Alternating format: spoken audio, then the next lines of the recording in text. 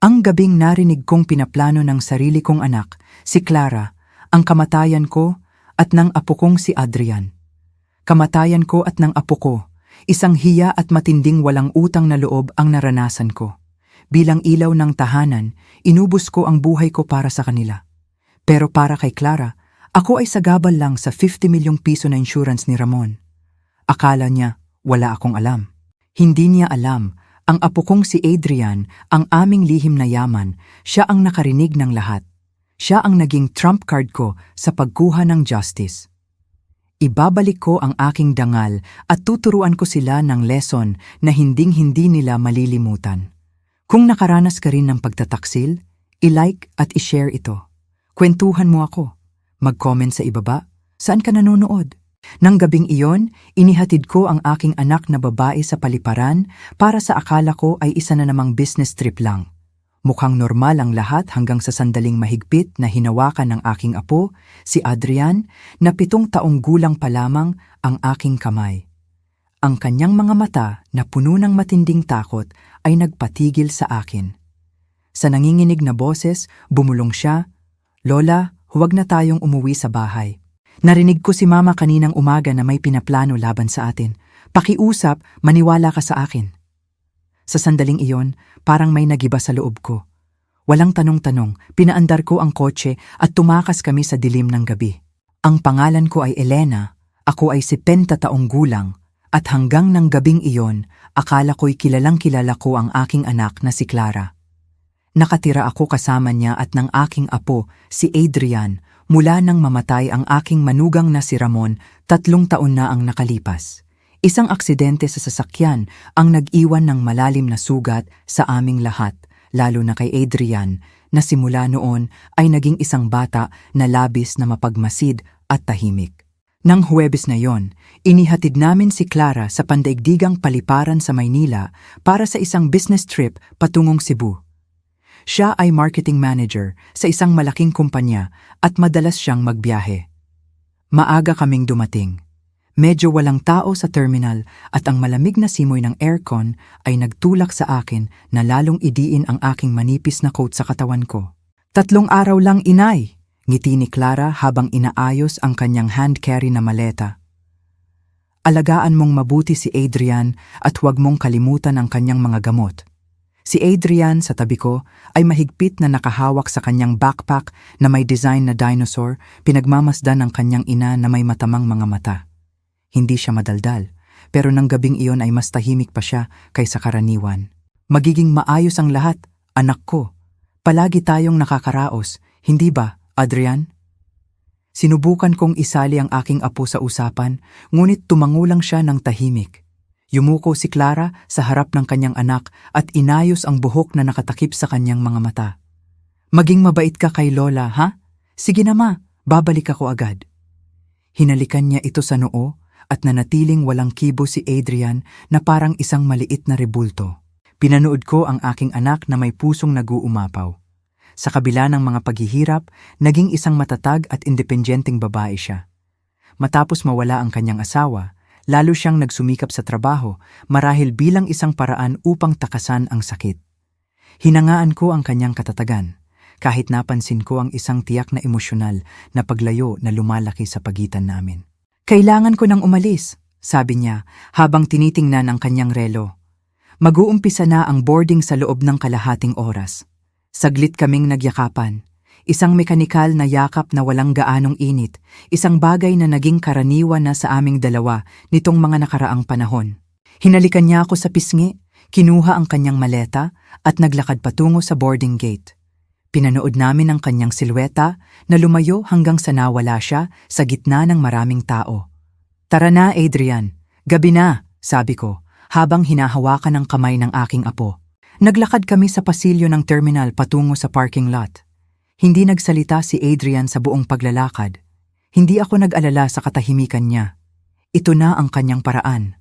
Mula ng aksidente ng kanyang ama, mas nakikipag-ugnayan siya sa pamamagitan ng tingin at kilos kaysa sa salita. Madilim sa parking lot. Ilang dilaw na lampara lang ang nagbibigay anino ng mga anino sa sementadong sahig. Kakaunti ang nakaparadang kotse sa oras na iyon. Pinindot ko ang alarm button at kumurap-kurap ang mga ilaw ng luma naming tsuru. Nag-umpisa akong maglakad patungo sa kotse. Dahan-dahang hinihila si Adrian sa kamay. Doon ko ito naramdaman. Isang malakas, halos marahas na paghila. Biglang tumigil si Adrian at hinawakan ang aking pulso ng napakahigpit, kaya't ang kanyang maliliit na kuko ay nag-iwan ng marka sa aking kumukulubot na balat. Napalingon ako, naguguluhan. "Anong problema, anak?" tanong ko. Yumuko upang magpantay ang aming taas. Ang mukha ni Adrian ay maputla sa dilaw na ilaw ng poste. Ang kanyang mga mata na laging mapagmasid ay nakatingin ngayon ng malaki dahil sa matinding takot. Kailanman ay hindi pa ako nakakita ng ganoong ekspresyon sa kanyang maliit na mukha. Kinilabutan ako. "Lola!" Bulong niya ng napakahina kaya't kinailangan kong lumapit upang marinig. "Huwag na tayong umuwi sa bahay. Pakiusap, maniwala ka sa akin." Nalito ako, iniisip na baka natatakot siya sa walang taong bahay nang wala ang kanyang ina. "Huwag kang mag-alala, mahal ko. Magiging maayos tayong dalawa lang sa loob ng ilang araw." Umiling siya ng mariin, lalo pang hinigpitan ng hawak sa aking pulso. "Hindi, Lola, huwag na tayong umuwi," ulit niya, ngayon ay nanginginig na ang boses. "Kaninang umaga, narinig ko si Mama sa telepono sa office. May pinag-uusapan siya tungkol sa atin." Bumilis ang tibok ng aking puso. "Anong narinig mo, Adrian?" Lumunok siya, bahagyang nanginginig ang kanyang mga labi. Lalo siyang lumapit sa aking tainga.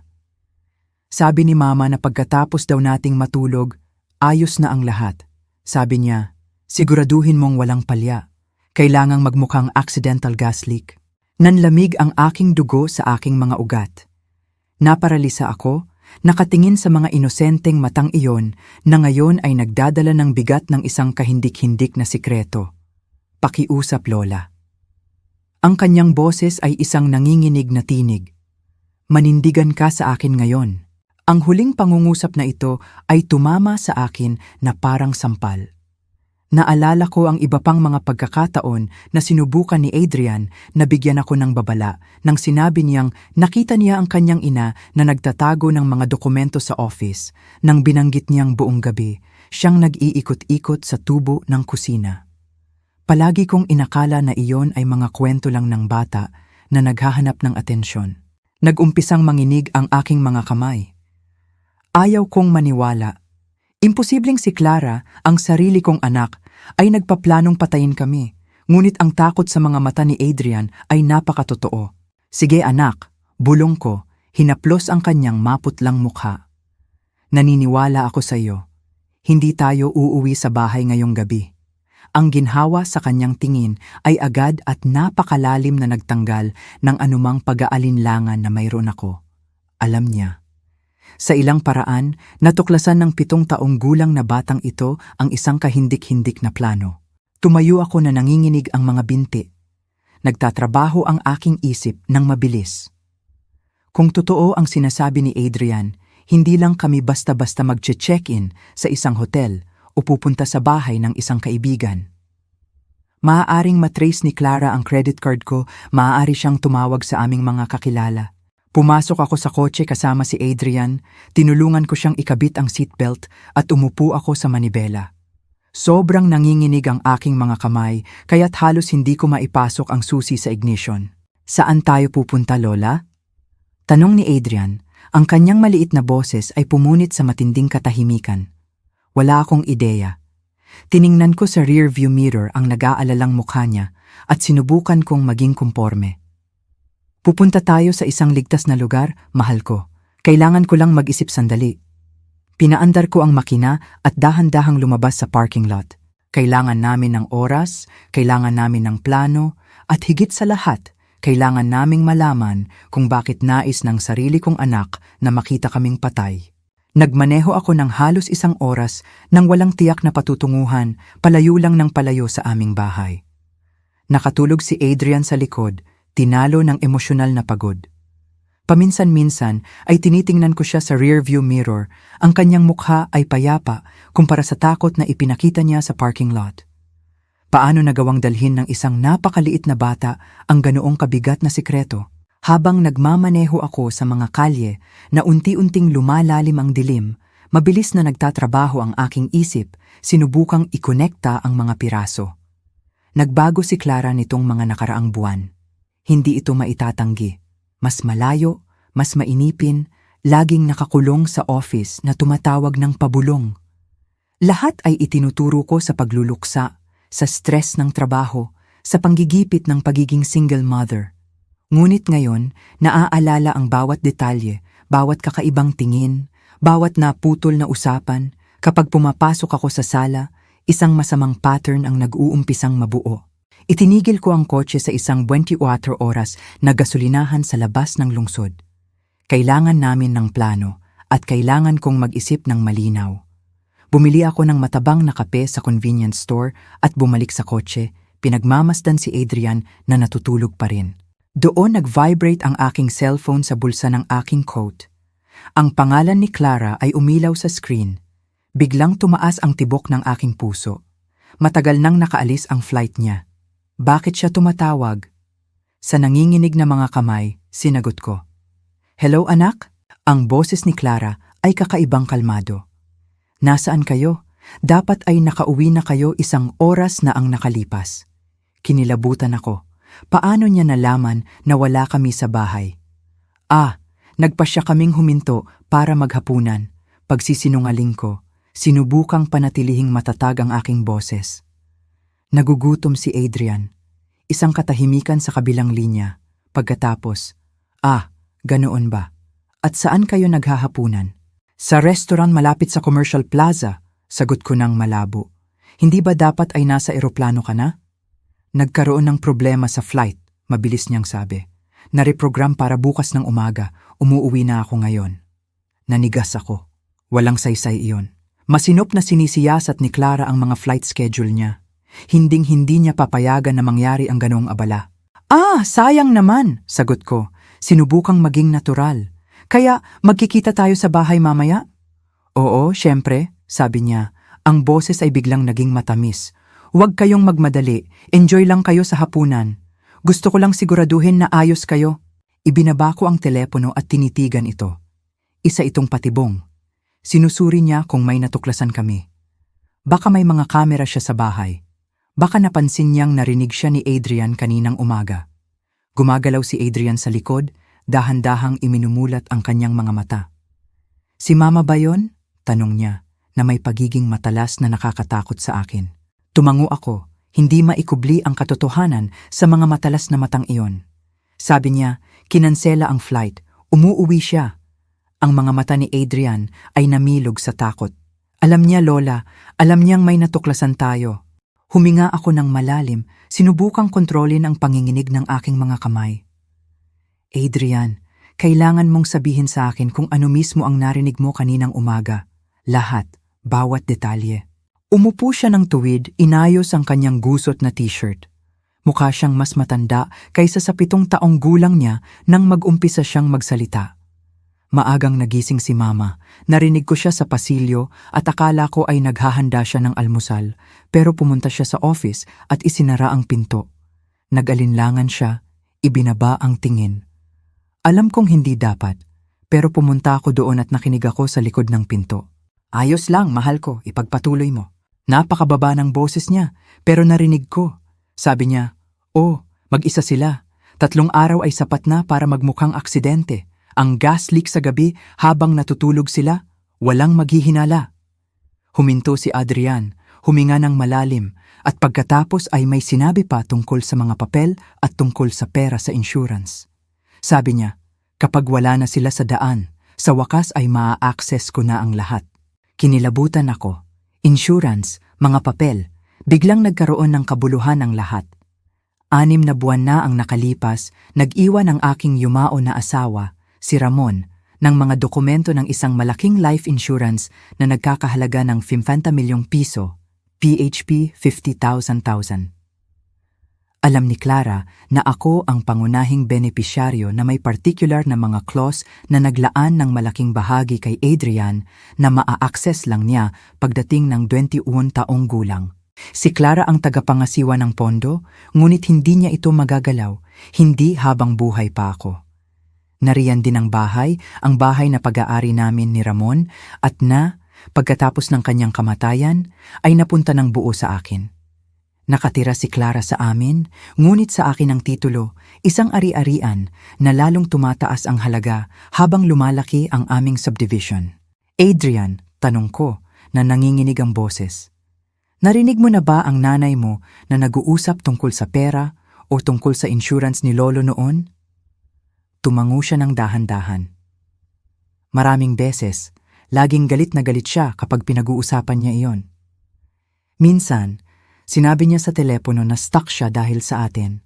Ang bawat salita ay parang kutsilyo sa aking puso.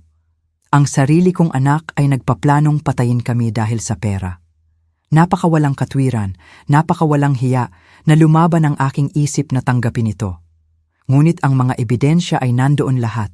Ang pagbabago sa kanyang pag-uugali, ang biglaang interes sa mga usaping pinansyal, ang patuloy na mga tanong tungkol sa aking testamento, ang mga business trip na tila bigla na lang sumusulpot at ngayon itong peking kinansela na biyahe. Gusto niya kaming huliin ng walang kaalam-alam. Gusto niyang tiyakin na nasa bahay kami at natutulog kapag nangyari ang aksidente. Anong gagawin natin, Lola? Tanong ni Adrian. Ang kanyang maliit na boses ang nagbalik sa akin sa katotohanan. Tiningnan ko ang pambihirang nilalang na ito na nakadama ng panganib bago pa man ako na nagligtas sa aming buhay sa kanyang pagmamasid at tapang. Una, lalayo pa tayo? Sagot ko, pinaandar muli ang makina ng kotse. At pagkatapos, kukuha tayo ng ebidensya. Ebidensya? Tanong ni Adrian na naguguluhan. Oo, mahal ko, ebidensya na magpapakita na may masamang pinaplano ang iyong ina, isang bagay na maibibigay natin sa pulisya. Tumango si Adrian ng seryoso. Hindi ito isang usapan na dapat mayroon ang isang lola sa kanyang apo. Hindi ito isang bigat na dapat dalhin ng isang bata, ngunit magkasama kami rito. Kami lang dalawa laban sa isang taong hindi ko inakala na magiging kaaway. Habang nagmamaneho ako sa gabi, isang ideya ang nagsimulang mabuo sa aking isip. Isang mapanganib na plano, ngunit maaari itong magbigay sa amin ng mga ebidensya na kailangan namin. Adrian, sabi ko, habang tinitingnan siya sa rearview mirror. Naalala mo ba si Mang Rolando, ang guard sa dating building natin? Tumango siya. Si Mang Rolando ay isang matandang kaibigan, isang maingat at mapagkakatiwalaang lalaki na nagtrabaho ng ilang dekada sa building kung saan kami nakatira bago lumipat sa kasalukuyang bahay. Sa tingin ko, kailangan nating bumisita sa kanya, sabi ko, habang tinatahak ang direksyon patungo sa lumang subdivision. Ito ay isang mapanganib na desisyon, ngunit sa sandaling iyon, wala kaming maraming pagpipilian. Kailangan namin ng ligtas na lugar para magpalipas ng gabi at mas mahalaga, kailangan namin ng tulong upang mabunyag si Clara bago pa siya makasubok muli. 11:00 ng gabi na nang sa wakas ay dumating kami sa lumang building.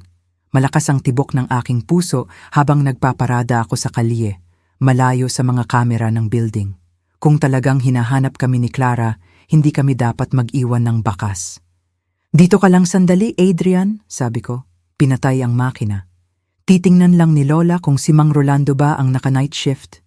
Bumaba ako sa kotse at mabilis na naglakad patungo sa guardhouse, nagtatago sa mga anino. Maliwanag ang guardhouse at, sa aking kaginhawaan, nandoon si Mang Rolando, nakayuko ang kanyang kulubot na mukha sa isang crossword puzzle na magasin.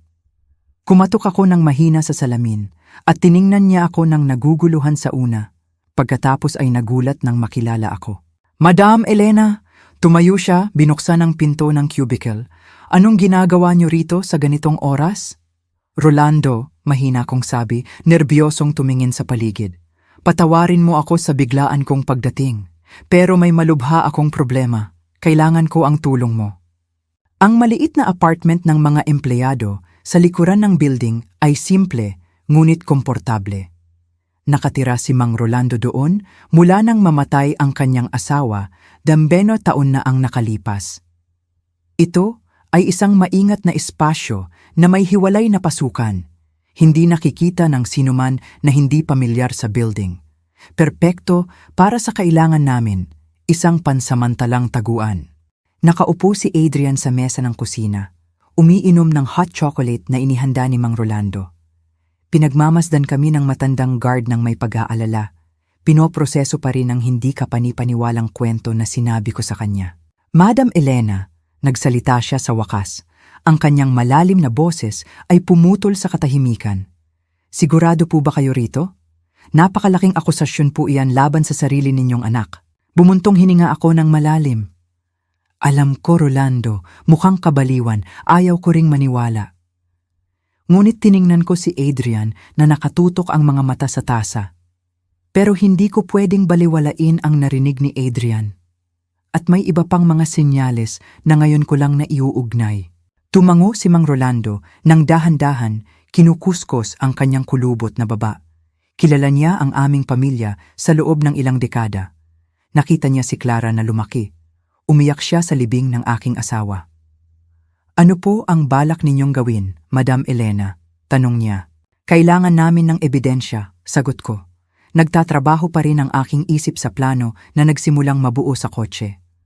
Kung pupunta tayo sa pulisya ngayon na tanging testimonya lang ng isang 7 taong gulang na bata at ang mga hinala ko, hindi tayo seseryosohin. Si Clara ay respetado, may matatag siyang karera. Sasabihin nila na ito ay isang misunderstanding lang o, mas masahol pa, na nagiging senile ako. Sumimangot si Mang Rolando, ngunit hindi siya sumang-ayon. Alam niya na tama ako. At saan ako papasok sa kwentong ito? Tanong niya. Kailangan kong bumalik sa bahay, sabi ko. Naramdaman kong tumigas si Adrian sa tabi ko. Hindi para manatili, kundi para maghanap ng ebidensya. Kailangan kong malaman kung ano mismo ang pinaplano ni Clara. At kailangan kong manatili si Adrian rito nang ligtas habang ginagawa ko iyon. Hindi, Lola, sigaw ni Adrian. Binitawan ng tasa sa mesa nang may kalabog. Delikado iyan, maaaring bumalik si Mama. Hinawakan ko ang kanyang malamig na maliliit na kamay sa pagitan ng akin. Alam ko, mahal ko, pero mag-iingat ako. Titingnan ko lang ang office niya ng mabilis para makahanap ng anumang clue. Papasok at lalabas ako bago pa siya makaramdam. Umiling si Adrian, kumikinang ang luha sa kanyang mga mata. Ayaw kong umalis ka, ayaw kong maiwan akong mag-isa. Hindi ka maiiwanang mag-isa, tiniyak ko. Mananatili si Mang Rolando sa iyo at ipinapangako ko, babalik ako agad. Hindi po kayo dapat umalis na mag-isa, sumingit si Mang Rolando. Halata ang pag-aalala sa kanyang mukha. Kung totoo ang sinasabi niyo, napakadelikado. Wala akong pagpipilian, sagot ko. Kung matutuklasan ni Clara na may alam kami, maaari niyang sirain ang anumang ebidensya o mas masahol pa, maaari siyang sumubok ng isang bagay na mas direkta. Nanginig ako sa pag-iisip ng mga posibilidad. Kailangan kong kumilos ngayon, habang naniniwala pa rin siya na wala kaming hinala. Bumuntong hininga si Mang Rolando, hinaplos ang kanyang kulay abong buhok. Hayaan niyo po akong samahan kayo hanggang doon, Madam Elena. Maghihintay ako sa kotse, sa kanto. Kung hindi po kayo lalabas sa loob ng 20 minuto, tatawag ako sa pulisya. Tumango ako. Mas mabuti iyon kaysa umalis ng ganap na mag-isa. Gusto ko ring sumama, giit ni Adrian. Hindi, mahal ko, sabi ko ng matatag. Napakadelikado. Kailangan mong manatili rito, ligtas. Nangangako akong babalik ako. Matapos ang mas maraming pakiusap, sumuko rin si Adrian. Ngunit hindi bago niya ako niyakap ng napakahigpit, kaya't nawalan ako ng hininga. Mangako ka na mag-iingat ka, Lola. Bulong niya sa aking tainga. Mangako ka. Nangangako ako, sagot ko, hinalikan ng kanyang noo. Pinahiram kami ni Mang Rolando ng isang lumang cellphone, isa sa mga prepaid na walang registration, upang makipag-ugnayan kami nang hindi ginagamit ang aking telepono na maaaring matrace ni Clara. Nagkasundo kami sa mga code, isang ring at hang-up ay nangangahulugang ayos lang ako. 2 ring, may problema.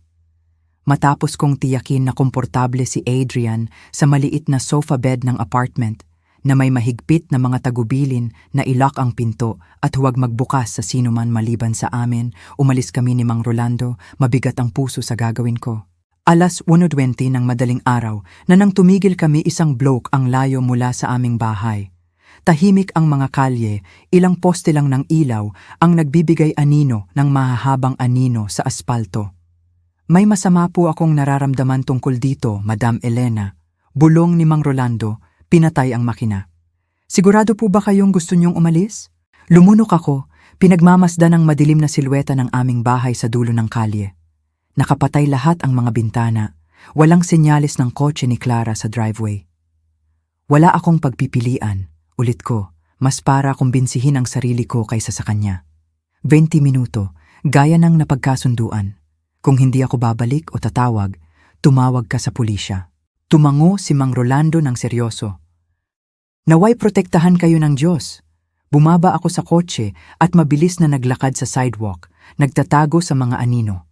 Sobrang lakas ng tibok ng aking puso, kaya't sigurado akong maririnig iyon ng sino man na ilang metro ang layo. Tahimik ang bahay nang ginamit ko ang aking susi upang pumasok sa back door. Dahan-dahan ko itong isinara sa likuran ko at tumayo ako sa madilim na kusina, nakikinig ng maingat. Wala kundi ang mahinang tunog ng refrigerator at ang malayo at malambing na tiktak ng orasan sa sala. Kinuha ko ang maliit na flashlight na dinala ko at inilawan ang daan patungo sa pasilyo. Kailangan kong makarating sa office ni Clara sa ikalawang palapag nang hindi nag-iingay. Ang bawat kahoy na umaalog sa ilalim ng aking mga paa ay tila kulog sa katahimikan ng bahay. Pagdating ko sa paanan ng hagdanan, nanigas ako. Isang kakaibang amoy ang lumulutang sa hangin, matamis at kemikal sa parehong oras. Inamoy ko ulit, sinubukang tukuyin ito. Hindi iyon gas. Iba iyon, isang bagay na hindi dapat nandoon. Ang pag-akyat sa hagdanan ay tila isang walang katapusan. Ang bawat hakbang ay maingat na kinakalkula upang maiwasan ang mga baitang na karaniwang umaalog. Sa pasilyo ng ikalawang palapag, tumigil ako sa harap ng pinto ng office ni Clara. Nakakandado ito, gaya ng inaasahan ko. Kinuha ko sa bulsa ang hairpin na inihanda ko. Ilang taon na ang nakalipas, noong tinidayer pa si Clara at isinasara niya ang pinto ng kanyang kwarto sa tuwing may tantrum siya, natutunan kong magbukas ng mga simpleng kandado tulad nito. Hindi ko inakala na magagamit ko ang kakayahang iyon sa isang sitwasyon tulad nito. Pagkatapos ng ilang nakakanerbiyos na minuto, narinig ko ang nakakasiyang klik ng kandado na bumigay. Dahan-dahan kong itinulak ang pinto, nagdarasal na huwag sumigaw ang mga bisagra. Ang office ni Clara ay malinis na maayos, gaya ng dati. Mga bookshelf na may mga libro tungkol sa administrasyon at marketing, isang dark wood desk na may nakasarang laptop, isang swivel leather chair, walang hindi nararapat. Isinara ko ang pinto sa likod ko at sinimulan ang aking paghahanap. Ang laptop ay may password, kaya't nagpokus ako sa mga pisikal na dokumento. Maingat kong binuksan ang mga drawer, sinuri ang mga folder, naghanap sa lahat ng sulok para sa anumang kahinahinala.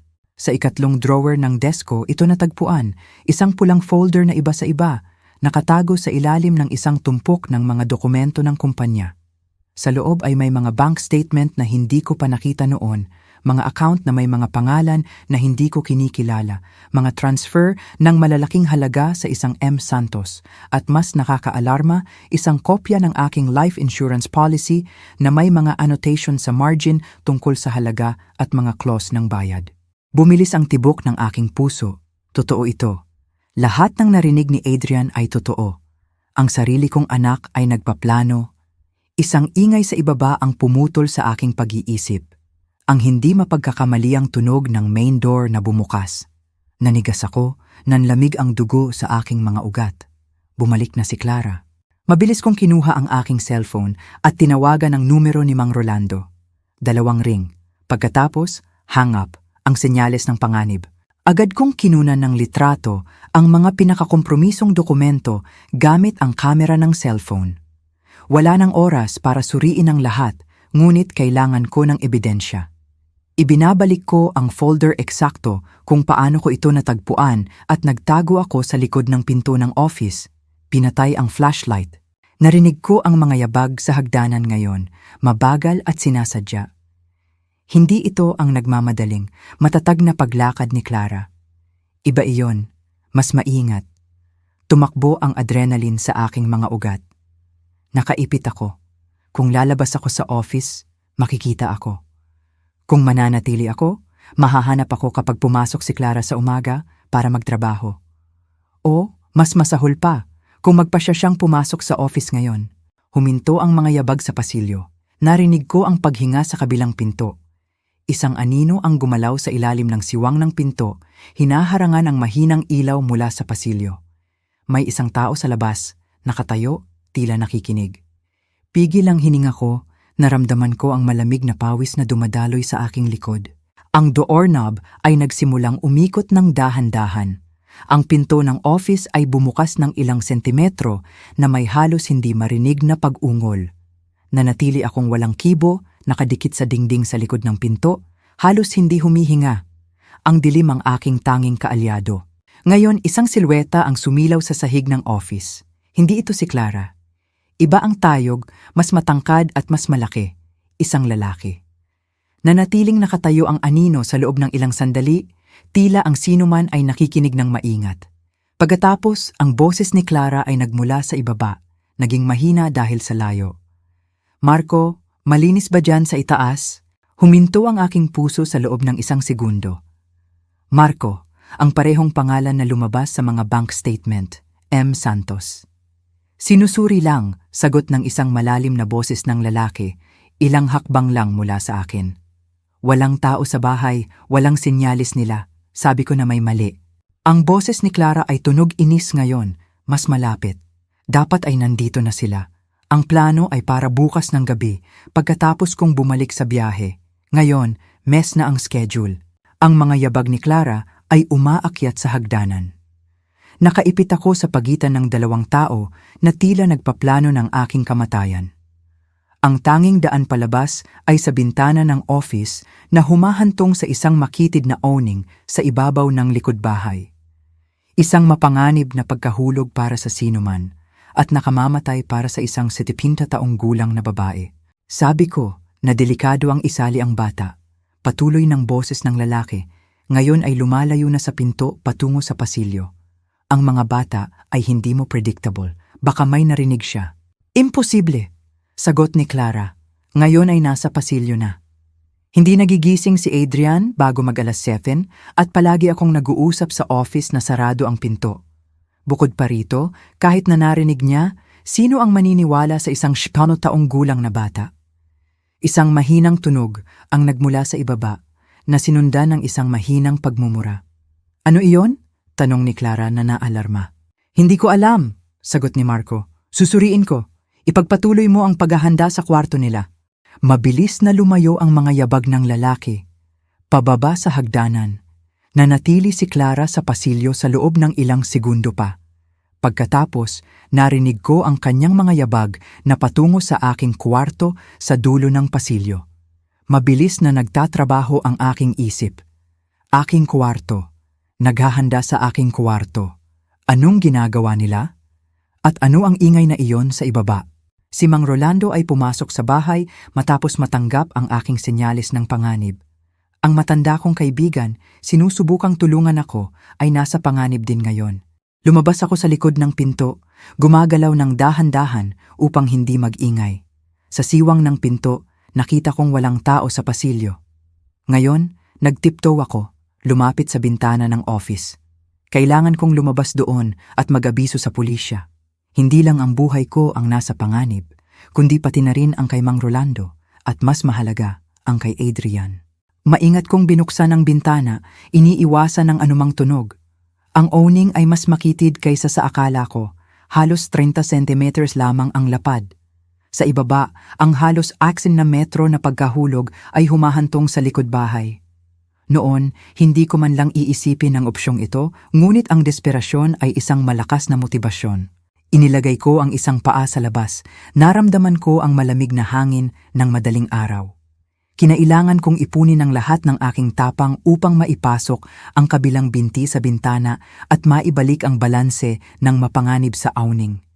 Nagreklamo ang aking mga kasukasuan. Ang arthritis ay hindi biro sa edad na 70, ngunit binigyan ako ng takot ng isang liksi na hindi ko alam na mayroon pa ako. Bigla akong nakarinig ng mga boses na nag-aaway sa ibaba. Isang mahinang kalabog na sinundan ng isang pag-ungol. Sumikip ang aking puso nang makilala ko ang boses ni Mang Rolando. Nahuli siya. Sino pa ang kasama mo, matanda? Ang magaspang na boses ni Marco ay umalingaw-ngaw sa bahay. Paano mo nalaman na kailangan mong pumasok dito? Hindi ko narinig ang sagot ni Mang Rolando, ngunit ang tunog ng isang mabigat na bagay na bumabagsak ay nagpakilabot sa akin. Ipinikit ko ang aking mga mata sa loob ng isang segundo, humihingi ng tawad sa aking matandang kaibigan. Hindi ko siya matutulungan ngayon. Ang pinakamahusay na pagkakataon na mayroon kami ay ang makatakas ako at humingi ng tulong. Nagsimula akong gumalaw sa gilid sa awning, sentimetro por sentimetro. Ang aking likod ay nakadikit sa dingding, ang aking mga daliri ay nakakapit sa magaspang na texture. Ang pawis ay dumadaloy sa aking mukha sa kabila ng lamig ng gabi. Mayroong isang latis na natatakpan ng ivy sa sulok ng bahay. Kung maaabot ko iyon, baka magamit ko iyon upang bumaba sa likod bahay. Mapanganib iyon, ngunit mas kaunti kaysa sa direktang pagtalon. "Clara, may nakita akong tao!" Sigaw ni Marco mula sa loob ng bahay. Isang matanda na sinusubukang pumasok sa likuran. "Ano? Sino siya?" Ang boses ng aking anak na babae ay parang malayo, nagmumula sa aking kwarto. Ayaw magsalita, pero mukhang kilala niya ang nanay mo. Dapat ay malapit siya. Nanigas ako sa awning. Alam nilang nasa bahay ako. Lalong sisidhi ang paghahanap. Wala na akong oras para maging maingat. Kailangan kong kumilos. Sa isang adrenaline rush, inabot ko ang latis at nagsimula akong bumaba, hindi pinapansin ang sakit sa mga kasukasuan at ang mga gasgas mula sa mga patpat na kahoy. Kalahating nadulas, kalahating bumaba ako sa huling mga metro, bumagsak ng walang ayos sa damuhan na may mahinang kalabog na nagdulot ng sakit sa aking kaliwang balakang. Walang oras para magreklamo. Tumayo ako ng nanginginig at tumakbo ng tahimik hanggat maaari sa likod bahay patungo sa mababang pader na naghihiwalay sa aming ari-arian mula sa bahay ng kapitbahay. Habang gumagapang ako sa anino ng mga puno, narinig ko ang bintana ng office na binuksan ng marahas. Isang ilaw ng flashlight ang humawi sa likod bahay, halos nahuli ako. Yumuko ako sa likod ng isang bush, pinipigilan ang aking hininga. "May tao ba diyan sa ibaba?" Ang boses ni Marco ay umalingaw-ngaw sa gabi. Susuriin ko. Panatilihing nakatali ang matanda. Umakyat ako sa pader ng may kahirapan, bumagsak sa kabilang panig sa likod bahay ng mga Lopez. Ang aming matatandang kapitbahay na sa kabutihang palad ay mabibigat matulog at naglalakbay. Tumakbo ako sa kanilang damuhan, umikot sa bahay, naramdaman ko ang matinding sakit sa aking balakang sa bawat hakbang. Nang makarating ako sa kabilang kalye, humihingal na ako, ngunit itinutulak ako ng takot. Lumayo ako ng malayo hanggat maaari sa bahay, tumatakbo sa mga anino, hanggang sa makarating ako sa isang pangunahing avenue kung saan may ilang bar pa ring bukas na may mga tao sa sidewalk. Kinuha ko ang cellphone at dinial ang emergency number na nanginginig ang mga kamay. Habang naghihintay akong sagutin, sinuri ko ang mga larawan na kinuha ko ng mga dokumento sa office. Nandoon ang mga ebidensya na kailangan namin. "Pulisya, ano ang emergency?" Ang kalmadong boses ng operator ay umalingaw-ngaw sa telepono. "Ang pangalan ko po ay Elena Gutierrez," sabi ko, sinubukang kontrolin ang panginginig sa aking boses. "Kailangan kong magsumbong ng tangkang pagpatay. Ang anak ko ay nagpaplanong patayin ako at ang apo ko dahil sa pera ng insurance. May kasabwat siya at nahuli lang nila ang kaibigan ko na sumubok tumulong sa akin. Nagkaroon ng paghinto sa kabilang linya. Maaari kong isipin kung ano ang iniisip ng operator. Isa na namang paranoyak na matanda na nag-i-imagine ng mga conspiracy. "Ma'am, nasaan po kayo ngayon?" Tanong niya. Ang kanyang tono ay propesyonal, ngunit maingat. "Sa Avenida Insurgentes, malapit sa numero 500, tumatakas ako sa aking bahay. Pakiusap, kailangan kong magpadala kayo ng mga patrol sa Calle de las Bugambilias, 237. Ang kaibigan ko, si Mang Rolando, ay nasa panganib ng kamatayan. Mayroon po ba kayong anumang ebidensya ng mga akusasyong iyan?" Mayroon akong mga litratong dokumento at isang saksi, ang aking 7 taong gulang na apo na nakarinig sa aking anak na babae na nagpaplano ng lahat. Nag-alinlangan ako, pagkatapos ay idinagdag ko, "Alam kong mukhang kabaliwan, pero totoo, pakiusap, walang oras na dapat sayangin." Habang nagsasalita ako, isang patrol car ang dahan-dahang dumaan sa avenue. Nagsenyas ako ng mabilis, hawak pa rin ang telepono sa aking tainga. Sa aking kaginhawaan, huminto ang patrol car. 2 pulis ang bumaba, lumapit na may maingat na ekspresyon. "Narito na po ang mga pulis," sabi ko sa operator. Ipaliwanag ko na lang sa kanila ang sitwasyon. Ang mga sumunod na minuto ay isang whirlwind. Mabilis kong ipinaliwanag ang sitwasyon sa mga pulis, ipinakita ang mga larawan ng mga dokumento sa cellphone. Binanggit ko si Adrian, ligtas sa apartment ni Mang Rolando, at ang sitwasyon ni Mang Rolando mismo na marahil ay nasugatan at bihag sa aking bahay. Ang isang bagay sa aking pagkaapurahan o sa mga ebidensya na ipinakita ko ay tiyak na nakakumbinsi sa mga pulis. Ang isa sa kanila ay nagsalita sa radio na humihingi ng karagdagang tulong habang ang isa naman ay tinulungan akong makapasok sa patrol car. "Aralan po muna natin ang kaibigan ninyo," sabi ng mas matandang pulis, isang lalaki na may mukha na nabahiran ng mga taon ng serbisyo. "Pagkatapos, hahanapin natin ang apo ninyo.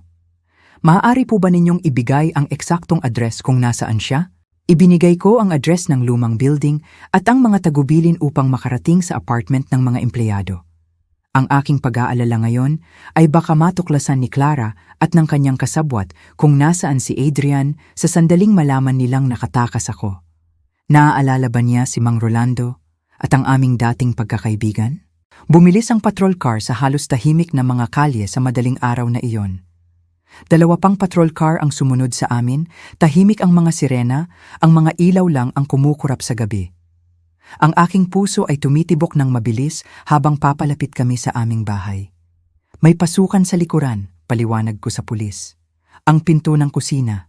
Dapat ay nasa ibaba si Mang Rolando." Tumigil kami sa isang ligtas na distansya. Hiniling sa akin ng mga pulis na maghintay sa patrol car habang pinapalibutan nila ang bahay. Pinanood ko ng balisa habang nagpupwesto sila, nakikipag-ugnayan sa pamamagitan ng radio. Tila isang walang katapusan kahit na marahil ay ilang minuto lang iyon. Pagkatapos, nangyari ang lahat ng napakabilis.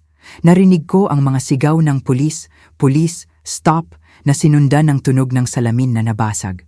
Isang pinto ang bumagsak ng marahas. Marami pang sigaw, isang malakas na ingay, at pagkatapos ay katahimikan. Ilang minuto pagkatapos, nakita ko si Mang Rolando na tinulungang lumabas sa bahay ng 2 pulis. Ang aking matandang kaibigan ay pilay na may nakikitang hiwa sa noo, ngunit buhay siya. Naramdaman ko ang isang napakalaking kaluwagan kaya't dumaloy ang luha sa aking mukha. Agad na lumabas si Marco na nakaposas, ineskortan ng 2 pulis. Siya ay isang malaking lalaki na may mga tattoo sa braso at isang galit na ekspresyon sa mukha.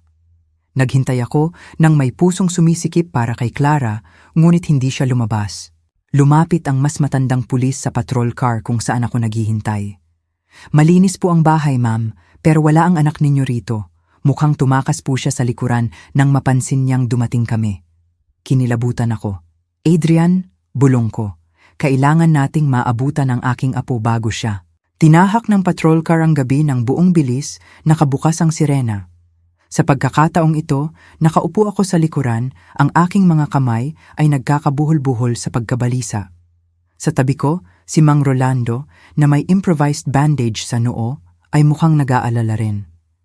"Hindi niya alam kung nasaan tayo," sabi niya. Sinusubukang pakalmahin ako. Hindi ko binanggit ang apartment noong nahuli nila ako, ngunit hindi ako mapakalma. Isang madilim na hinala ang lumalaki sa aking dibdib. Matalino si Clara. Alam niya ang aking mga matatandang kaibigan, ang aking mga dating gawi. Kung naalala niya si Mang Rolando, maaari niyang hulaan kung saan maghahanap. Nang dumating kami sa lumang building, halos tumigil ang aking puso. Ang pinto ng serbisyo na humahantong sa apartment ng mga empleyado ay bahagyang nakabukas. "Dito lang kayo," utos ng pulis. Inilabas ang kanyang baril. Ngunit hindi ako sumunod.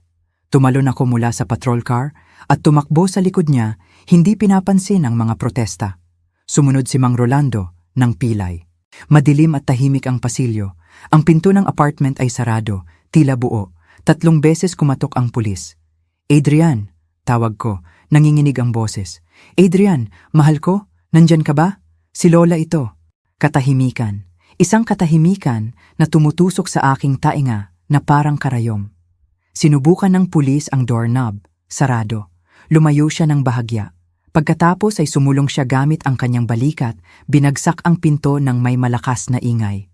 Madilim ang apartment.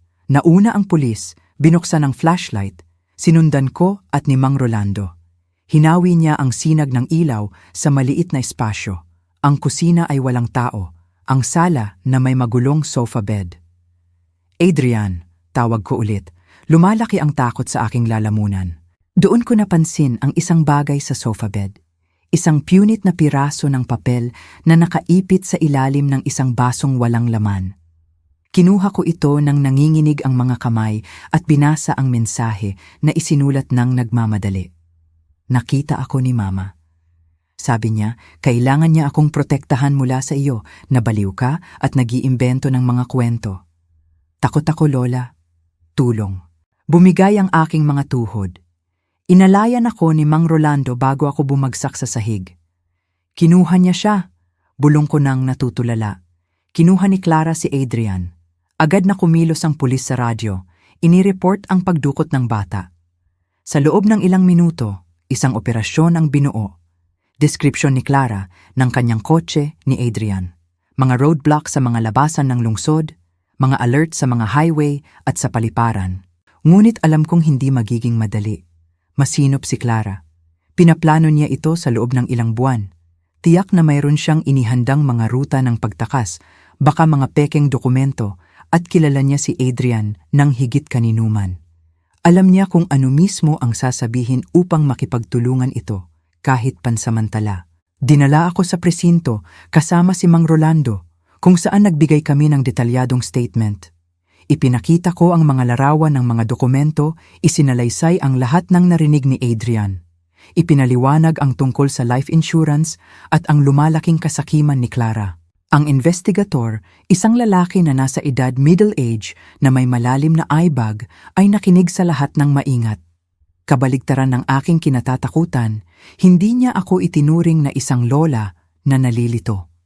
Napakatibay ng mga ebidensya, lalo na matapos magsimulang kumpirmahin ng statement ni Marco. Ang kasabwat, ang aking kwento. Nagsasama siya upang bawasan ang kanyang sariling parusa, paliwanag ng investigator. Kinumpirma niya na inupahan siya ng anak ninyo upang magkunwari ng isang gas leak na papatay sa inyo at sa apo ninyo habang natutulog. Babayaran siya ng bahagi ng pera sa insurance. Nakaramdam ako ng pagduduwal nang marinig ang kumpirmasyon ng kasuklam-suklam na planong iyon. At paano si Adrian? Tanong ko. Ang aking boses ay pumutol. Mayroon na ba kayong clue?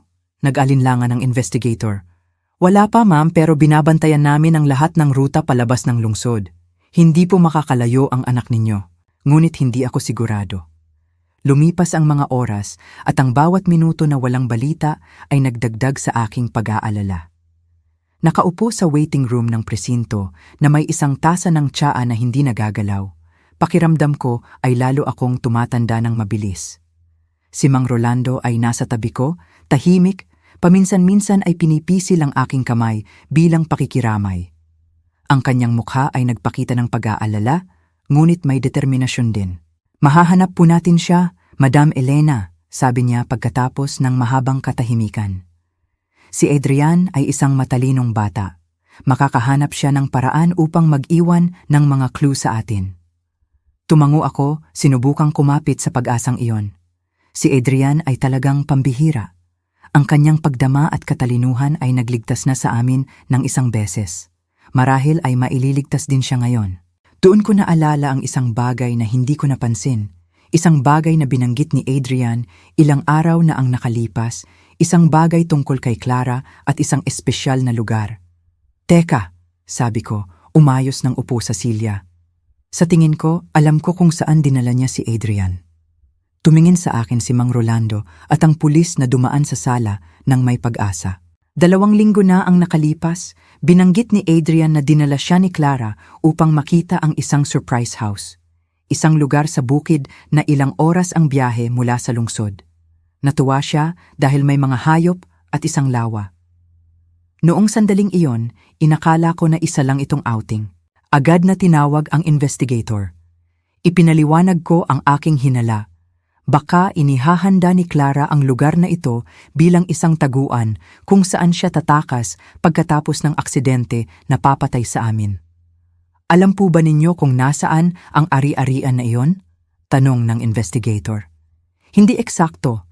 Binanggit ni Adrian na malapit iyon sa isang maliit na bayan. Sa tingin ko, ang pangalan ay San Mateo o San Antonio, isang bagay na ganoon. Hindi iyon marami, ngunit ito ay isang clue. Nagsimulang suriin ng mga investigator ang mga record ng mga ari-arian na kamakailan ay binili o inupahan sa mga bayan na may pangalan ng mga santo, sa loob ng ilang oras na radius ng kapital. Samantala, nakatanggap ako ng isang nakakaalarma na balita. Natagpuan ang kotse ni Clara na inabandona sa isang gasolinahan sa highway na patungo sa kanluran. Malamang ay nagpalit siya ng sasakyan, lalo pang naging komplikado ang paghahanap. 10:30 ng umaga na ang orasan sa dingding ng presinto. Sa labas, nagsisimula ng lumiwanag ang langit ng bahagya. Hindi ako natulog ng halos 24 oras, ngunit ang adrenaline at takot ang nagpapanatili sa akin na alert. Doon nag-vibrate ang aking telepono na ibinalik matapos suriin ng forensics ang mga larawan sa aking bulsa. Isang hindi kilalang numero. Sinagot ko ng tumitibok ang puso.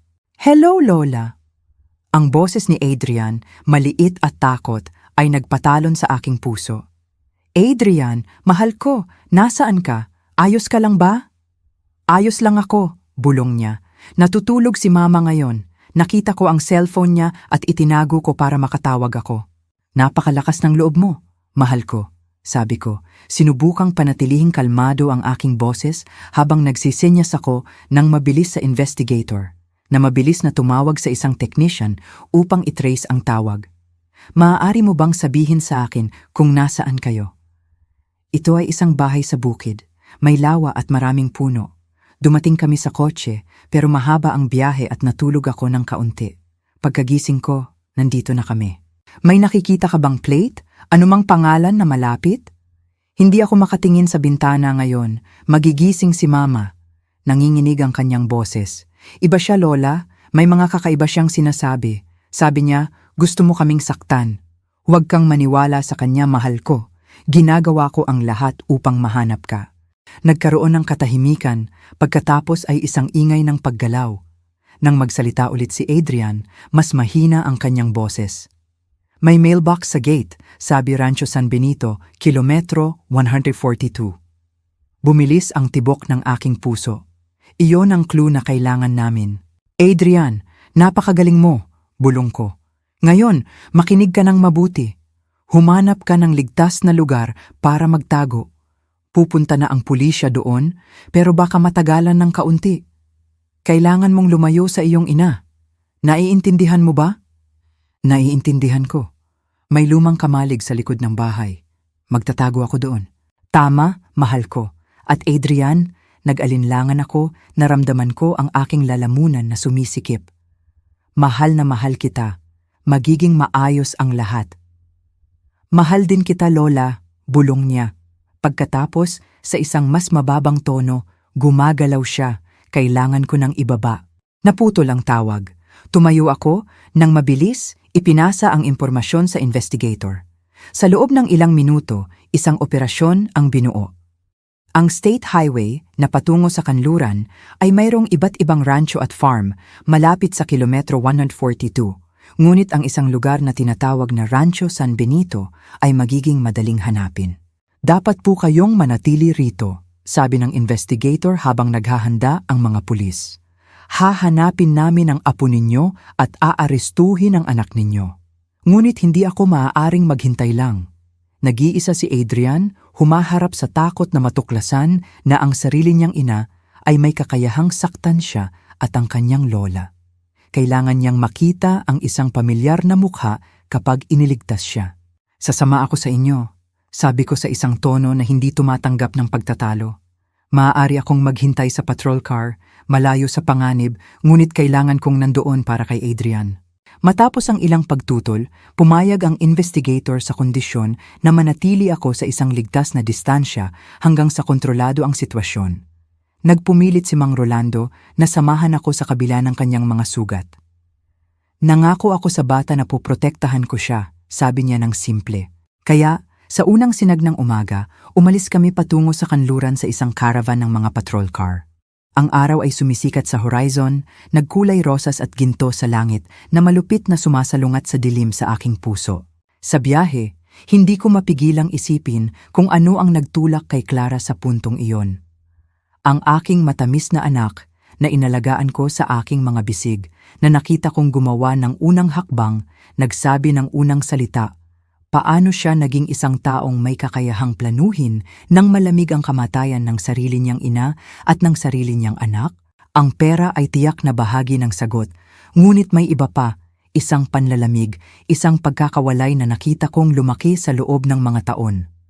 Marahil ay nagsimula iyon pagkatapos ng kamatayan ng aking manugang, o baka ang mga senyales ay nandoon na matagal na, at ako, nabubulagan ng pagmamahal ng isang ina, ay ayaw makita ang mga ito.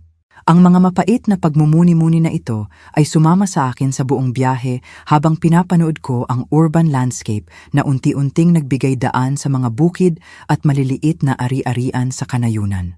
Nang sa wakas ay dumating kami sa kilometro 142, nasa lalamunan ng aking puso. Isang hindi kapansin-pansing plaque ang nagpahiwatig ng pasukan sa Rancho San Benito, isang dirt road na paikot-ikot sa gitna ng mga puno hanggang sa nawala sa isang kurbada. Itinigil ng mga pulis ang mga patrol car bago ang pasukan upang maiwasang maalarma si Clara. Mula doon, maglalakad sila na pinalilibutan ang ari-arian. Maghintay po kayo rito, Madam Elena, sabi ng investigator sa isang matatag, ngunit mabait na tono. Ipinapangako ko, ibabalik namin ang apo ninyo ng ligtas. Tumango ako ng nagpaparaya. Hinawakan ni Mang Rolando ang aking kamay habang pinapanood namin ang mga pulis na lumalayo sa tactical formation, nawawala sa gitna ng mga puno. Ang mga minuto na sumunod ay ang pinakamahaba sa aking buhay. Nakaupo sa patrol car, sumisilip ako sa bintana, sinusubukang makita ang anuman sa kabila ng mga puno. Ang radyo ng pulisya ay paminsan-minsan ay umuugong na may coded communication na hindi ko maintindihan. Pagkatapos, nakarinig kami ng malayo na sigaw, mga boses na nag-aaway at ang hindi mapagkakamali ang tunog ng isang putok ng baril. Ang tanging putok na iyon ay umaling-awngaw sa tahimik na umaga na parang kulog, nagpatigil sa aking puso sa loob ng isang segundo. Nang hindi nag-iisip, binuksan ko ang pinto ng patrol car at nagsimula akong tumakbo sa dirt road, hindi pinapansin ang mga sigaw ni Mang Rolando sa likod ko. Madam Elena, bumalik po kayo. Ngunit hindi ako makapaghintay. Si Adrian ay nandoon, ang aking apo, ang aking liwanag, ang tanging taong mahalaga. Tumakbo ako nang hindi pa ako nakakatakbo ng ilang dekada. Hindi pinapansin ang sakit sa aking nasugatang balakang at ang paghingal. Ang edad ay tila nawala, itinutulak ng adrenaline ng takot. Si Mang Rolando ay pilay na sumunod sa likod ko, sinusubukang abutin ako. Nang kurbada kami sa daan, nakita ko ang bahay, isang simpleng 2 palapag na konstruksyon na may wooden porch. Mga 100 metro sa likod ay may lumang kamalig, eksakto gaya ng inilarawan ni Adrian. Ang mga pulis ay nakapuesto sa paligid ng ari-arian, may mga baril sa kamay. Mayroong paggalaw sa porch. Sinikapan ko ang aking mga mata, sinusubukang makita ng mas mabuti, at naramdaman ko ang aking dugo na nanlamig nang makilala ko si Clara. Siya ay maputla, magulo ang buhok, halos hindi na makilala sa galit na nagpapangit sa kanyang mukha. Sa isang kamay, may hawak siyang isang bagay na kumikinang sa ilalim ng sikat ng araw sa umaga, isang baril. At sa kabilang braso, mahigpit niyang hinawakan si Adrian sa harap niya bilang human shield. "Huwag kayong lalapit," sigaw niya. Ang kanyang matinis na boses ay pumuputol sa hangin. "Oh, ipinapangako ko, babarilin ko." Ang investigador ay nakapuwesto ilang metro mula sa porch, bahagyang protektado ng isang puno. "Clara," sabi niya sa isang matatag, ngunit kalmado na tono, "bitawan mo ang baril at hayaan mong umalis ang bata. Walang labasan dito, napapaligiran ang bahay." "Hindi ninyo naiintindihan." Sigaw ni Clara, ang boses ay pumutol. Inagaw niya ang lahat mula sa akin. Iniwan ng tatay ko ang pera na iyon para sa akin, hindi para sa kanya. Kailanman ay hindi niya ako hinayaang hawakan ng anuman. Laging nagkokontrol, laging nagdidikta kung paano ako mabubuhay. Nanatili akong paralisado, ilang metro ang layo, nakatago sa likod ng police patrol car na nakaparada sa unahan. Ang kanyang mga salita ay tumama sa akin na parang mga saksak. Ganito niya ako nakikita, bilang isang controller na nagpipigil sa kanya mula sa kung ano ang nararapat sa kanya. Si Adrian ay maputla, malalaki ang mga mata sa takot, ngunit kakaibang kalmado. Ang kanyang mga mata ay sinisiyasat ang paligid, tila naghahanap ng ruta ng pagtakas. Kahit sa matinding sitwasyong iyon, pinanatili ng aking apo ang presensiya ng espiritu na nagpapakilala sa kanya. Ang tatay mo ay nag-iwan ng pera para sa ating lahat. Sagot ng investigator, sinubukang manalo ng oras. Sigurado akong maaari nating ayusin ito nang walang sino man na nasasaktan. Kasiningalingan! Lalo pang hinigpitan ni Clara ang braso sa paligid ni Adrian. Minanipula niya ang testamento. Laging minamanipula ang lahat at ngayon pinamumukha niya akong baliw, nag-iimbento ng mga kwento tungkol sa gusto kong patayin siya. Sumikip ang aking puso. Hindi ako makatayo roon at hayaang mangyari iyon. Clara, tawag ko, humakbang pasulong, hindi pinapansin ang desperadong paghila ni Mang Rolando sa aking braso. Matalim siyang lumingon, nakatutok ang baril sa aking direksyon. Ang kanyang mga mata ay namilog nang makita ako. Ikaw, singhal niya. Paano ka nakatakas? Dapat ay patay ka na sa sunog. Walang sunog, Clara, kalmado kong sagot, humakbang ulit. Ang mga pulis ay nag-igting, ngunit hindi sila nakialam. Napansin na nananalo ako ng oras. Bumagsak ang plano mo dahil narinig ni Adrian ang lahat. Iniligtas niya ang aming buhay. Ang mukha ni Clara ay sumalungat sa isang pinaghalong galit at hindi paniniwala. Tiningnan niya si Adrian, na tumingin pabalik ng hindi kumukurap. Ikaw, bulong niya sa kanyang anak. Ipinagkanulo mo ako. Hindi siya nagtaksil sa sinuman, sabi ko. Nagpapatuloy na lumapit ng dahan-dahan. Pinrotektahan lang niya ang mahal niya, tulad ng lagi kong sinubukang protektahan ka. Protektahan! Tumawa siya, isang matinis, halos hysterical na tunog. Sinakal mo ako, laging nagkokontrol sa aking buhay, sa aking pera, sa aking mga pangarap. Nang mamatay si Papa, dapat ay akin na ang pera na iyon. Hindi kailanman naging problema ang pera, Clara. Sagot ko, pinanatiling kalmado ang aking boses sa kabila ng mabilis na tibok ng puso. Gusto ng tatay mo na mabuhay ka sa sarili mong pagsisikap, hindi umaasa sa mana. Mahal ka niya, mahal kita. Kasiningalingan, sigaw niya, ang kamay niya sa baril ay nanginginig ng nakikita. Kung mahal mo ako, binigay mo sana sa akin kung ano ang nararapat sa akin. Sa sandaling iyon, napagtanto ko na walang anumang sasabihin ko ang makakumbinsi sa kanya. Ang kasakiman at galit ay nagwasak sa kanyang isip sa loob ng mga taon, marahil mga dekada, na nagpabago sa kanya sa isang taong halos hindi ko na makilala. Bitawan mo si Adrian, pakiusap ko. Ngayon, ilang metro lang ako mula sa porch. Wala siyang kinalaman dito, sa pagitan lang ito natin. Nakita ko ang isang flash ng isang bagay, pag-aalinlangan, marahil ay pagkakasala pa, na dumaan sa mukha ni Clara. Sa loob ng maikling sandali, tila ikinonsidera niya ang aking pakiusap. Sa sandaling iyon, kumilos si Adrian. Sa isang mabilis na paggalaw na ikinagulat ng lahat, kinagat niya ang braso na humahawak sa kanya at lumabas sa gilid, gumulong sa porch. Nangyari ang lahat sa loob ng ilang segundo. Sumigaw si Clara sa sakit. Pumutok ang baril, ang bala ay nawala sa hangin, at ang mga pulis ay sumulong mula sa lahat ng direksyon. Tumakbo ako sa huling mga metro patungo sa porch, hindi pinapansin ang mga sigaw ng mga pulis na lumayo ako. Ang tanging nakikita ko ay si Adrian, nakayukod sa tabi ng railing, nanginginig. Naabot ko siya sa parehong sandali na dinumina ng mga pulis si Clara, pinilit siyang humiga sa lupa at pinusasan. Sumisigaw siya at nagpupumiglas, hindi na makilala sa kanyang galit. Niyakap ko si Adrian ng buong lakas na natitira sa akin. Naramdaman ko ang kanyang maliit na katawan na nanginginig sa akin. Buhay siya, ligtas siya. Lola, bulong niya, humawak sa akin. Dumating ka. Lagi akong darating, mahal ko. Sagot ko, ang luha ay sa wakas ay malayang dumadaloy. Palagi. Sa ibabaw ng balikat ni Adrian, nakita ng aking mga mata ang kay Clara habang inilalabas siya ng mga pulis. Sa loob ng isang sandali, ang ina at anak na babae ay nagkatinginan sa ibabaw ng hindi maabot na bangin na ngayon ay naghihiwalay sa amin. Wala nang galit sa kanyang mga mata. Isang nakalulungkot na kawalan lang. Ang babae na kilala ko, ang aking anak na babae, ay tila ganap na nawala. Nag-iwan lamang ng isang balat ng kung ano ang dating siya. At pagkatapos ay umalis siya, dinala sa patrol car. At nagpokus ako ng ganap kay Adrian sa himala ng pagkakaroon niya ng ligtas sa aking mga bisig.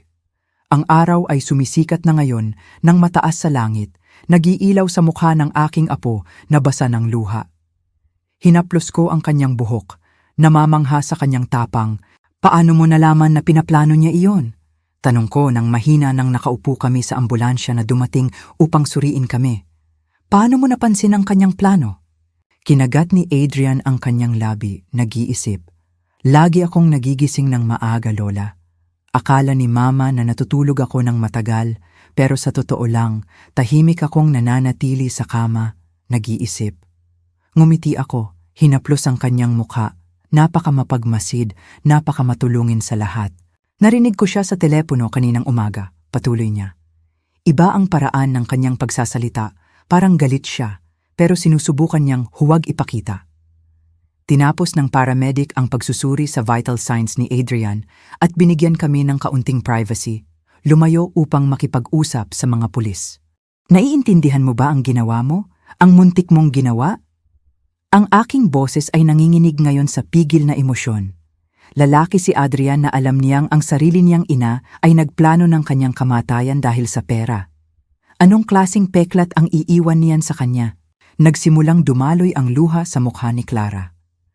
Luha na hindi ko masabi kung dahil ba sa tunay na pagsisisi o awa sa sarili lang. Hindi ako nag-iisip ng malinaw, bulong niya. Ang mga utang, ang panggigipit, mukhang iyon lang ang tanging daan palabas. Palaging may ibang daan palabas, sagot ko. Maaari mo sanang sinabi sa akin ang tungkol sa mga utang.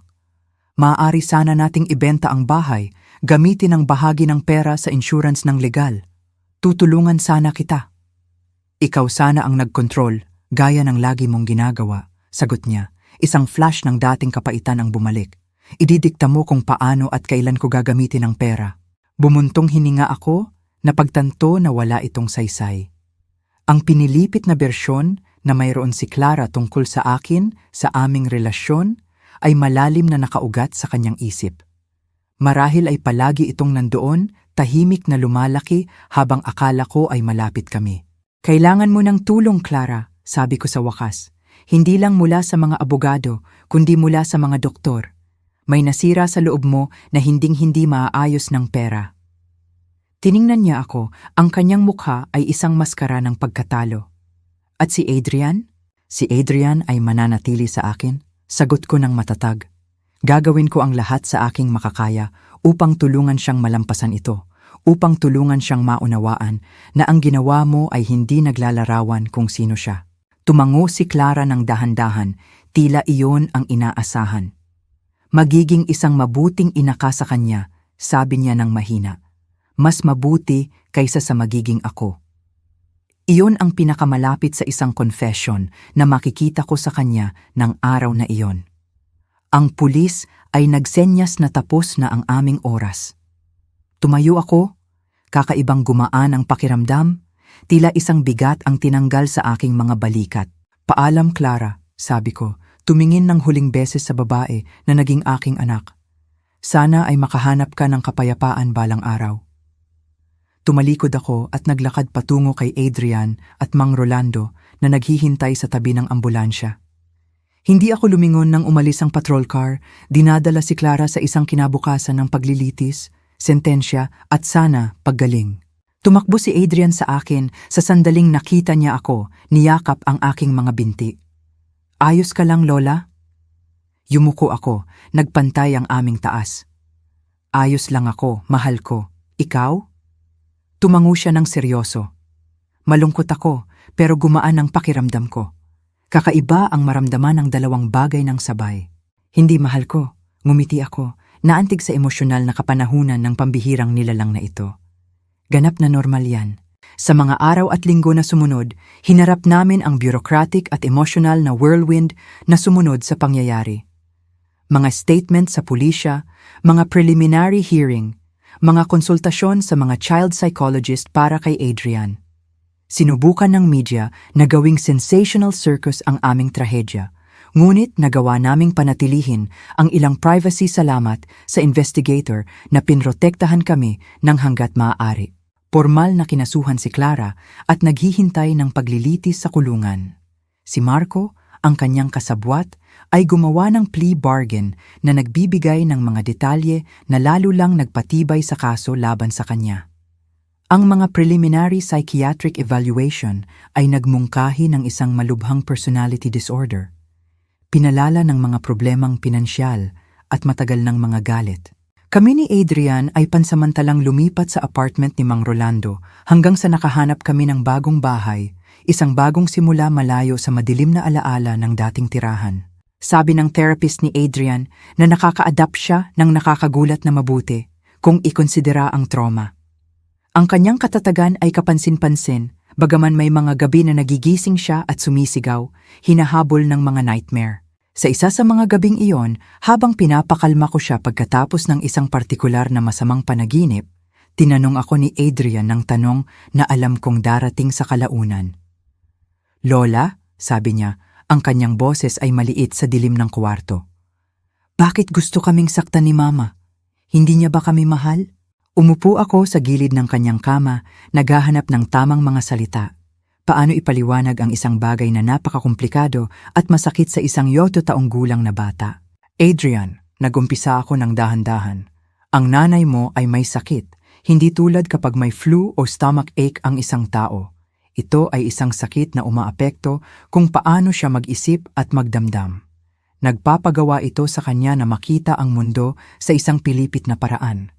Inabsorb niya iyon ng tahimik, ang kanyang mga mata ay nagpapakita ng mahinang ilaw ng night lamp. Minahal niya tayo sa kanyang sariling paraan," patuloy ko. "Ngunit ang sakit na iyon ay nagpagawa sa kanya ng mga kahindik-hindik na desisyon. Mga desisyon na hindi gagawin ng malulusog na tao." "Gagaling ba siya balang araw?" tanong niya. Ang kanyang boses ay may pag-asa, nagpunit sa aking puso. "Hindi ko alam, mahal ko," sagot ko ng tapat. Ang ilang tao na may sakit na iyon ay gumagaling sa pamamagitan ng paggamot. Ang iba ay hindi. Ang alam ko ay ligtas ka na ngayon at mahal kita ng higit pa sa anuman sa mundong ito. Tumango si Adrian, tila tinatanggap ang paliwanag na iyon sa ngayon. "Mahal din kita, Lola," sabi niya, niyakap ako. "Salamat sa pagtitiwala sa akin." "Lagi akong magtitiwala sa iyo," pangako ko, hinalikan ang kanyang noo. "Lagi." Nanatili kami ng ganoon sa loob ng mahabang panahon, magkayakap sa dilim, lola at apo, nagkakaisa sa isang bond na pinalakas ng pagtataksil at panganib sa halip na sirain. Sa kalaunan, nakatulog si Adrian sa aking mga bisig.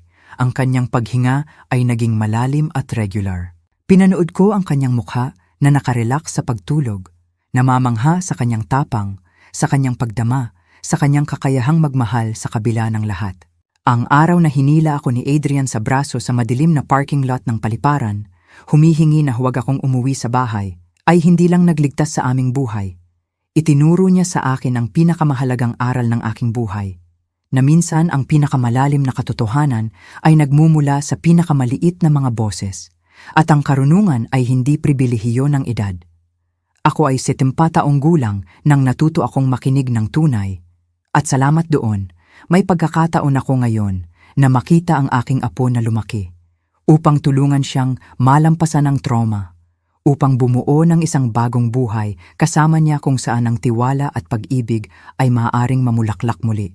Habang pinapanood ko siyang matulog, gumawa ako ng isang tahimik na pangako. Gugugulin ko ang natitirang bahagi ng aking mga araw na pinararangalan ang tapang ng maliit na anghel na iyon na, sa isang simpleng pakiusap, "Lola, maniwala ka sa akin," ay nagpabago sa lahat. Ang daan sa hinaharap ay magiging mahaba at minsan masakit. Magkakaroon pa ng mga nightmare, mas mahirap na mga tanong, mas maraming luha, ngunit magkakaroon din ng tawanan, mga pagtuklas, mga ibinahaging kagalakan. At higit sa lahat, magkakaroon ng katotohanan sa pagitan namin, ang pinakamatatag na pundasyon kung saan itatayo ang aming buhay. Nagsisimula ng sumikat ang araw, nagpapadala ng unang gintong sinag sa pamamagitan ng blind. Isang bagong araw, isang bagong simula. Inayos ko ang kumot kay Adrian at maingat na huwag siyang gisingin, tahimik akong lumabas sa kwarto.